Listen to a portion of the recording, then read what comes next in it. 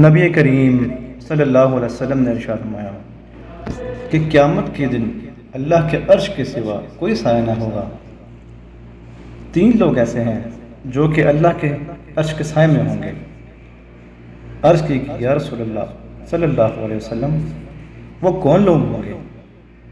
تو آپ صلی اللہ علیہ وسلم نے ارشاد فرمایا، پہلا وہ شخص جو میرے امتی کی پریشانی دور کرے، اور دوسرا وہ شخص جو میری سنت کو زندہ کرے، اور تیسرا وہ شخص جو مجھ پر کثرت سے درود پڑھے۔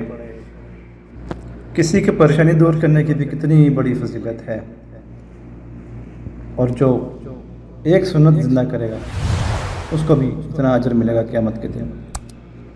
اور درود پاک پڑھنے والا تو ویسے ہی نبی کریم صلی اللہ علیہ وسلم کی شفاعت کا حقدار ہوگا۔ جو دنیا میں کثرت سے درود پڑھے گا اس کو قیامت کے دن نبی پاک صلی اللہ علیہ وسلم کی شفاعت نصیب ہوگی، اور وہ پیارا کا صلی اللہ علیہ وسلم کے سب سے قریب ہوگا۔ اس لیے کوشش کریں کہ آپ ان تینوں خوبیوں میں سے ہو جائیں۔ یہ تینوں خوبیاں آپ اپنے اندر پیدا کر لیں۔